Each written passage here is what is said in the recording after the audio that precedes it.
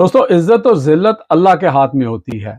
ये बिल्कुल अल्लाह की मर्जी से लोगों को इज्जत मिलती है और जिल्लत भी अल्लाह ही देता है। यही कुछ हुआ है नवाज शरीफ साहब से। वो लंदन में थे तो यहाँ पर उनका जीना मुहाल था, वो सड़क पे बाहर नहीं निकल सकते थे।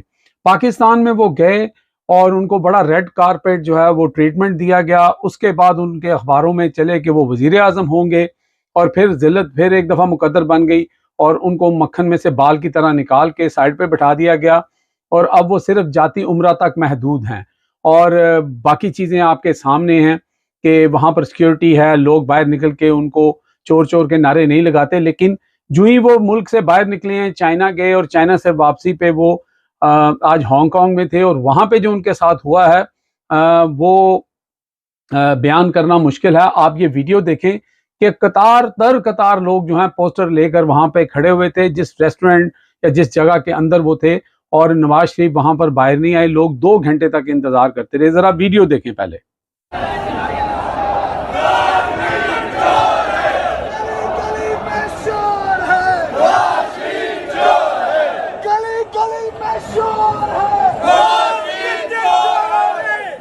हांगकांग में आज मैंडेट चोर नवाज शरीफ पाकिस्तान से हांगकांग आए हैं और हम उनको ये दिखाने आए हैं कि पाकिस्तान में मैंडेट चोर की जो जगह नहीं है हांगकांग में भी नहीं है और इंशाअल्लाह इनका मुंह काला होगा और इंशाअल्लाह पाकिस्तान में इंसाफ का बोलबाला होगा। और हम इधर आए हुए हैं और इस चोर का हम इंतजार कर रहे हैं मगर 2 घंटे से वो बाहर नहीं निकल रहा। हमने सिर्फ और सिर्फ उनको ये पैगाम देना था कि पूरी अवाम, पाकिस्तान की अवाम, पाकिस्तान में और ओवरसीज सब पाकिस्तानी नवाज शरीफ के खिलाफ सीसा पलाई दीवार की तरह खड़े। जी नाज़रीन, आपने देखा मियां नवाज शरीफ वैसे बहुत कोशिश कर रहे हैं कि उनका बयानिया बन जाए, लेकिन उनका बयानिया बनता नजर नहीं आ रहा।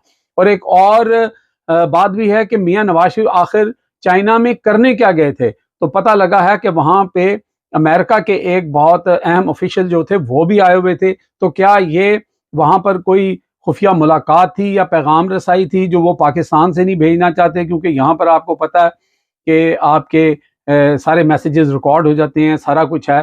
तो इसके ऊपर भी बात हो रही है, चाहे ये कैसे रही हैं, लेकिन बात लोग इसके ऊपर कर रहे हैं। लेकिन आज जो हांगकांग में मियाँ साहब के साथ हो गई है, मेरा ख्याल है कि मियाँ साहब अब दुनिया के किसी भी मुल्क में जाएंगे तो लोग उनको मैंडेट चोर के नारे जरूर लगाएंगे।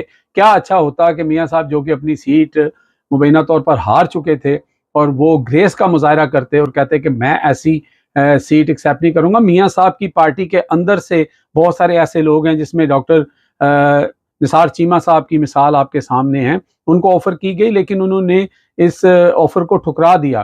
तो अगर मियाँ साहब का इतना बड़ा कद काट था, इसको मजीद बड़ा कर लेते तो शायद पार्टी की रिस्पेक्ट भी बच जाती और थोड़ी बहुत उनकी इज्जत अफसाई जो आज हो रही है ये ना होती। लोग शायद समझते हैं कि मियाँ साहब ने अपनी गलतियों से सीख लिया है। अब तक के लिए इतने ही। देखते रहे मेरा channel hit list by Amjad Chaudhary.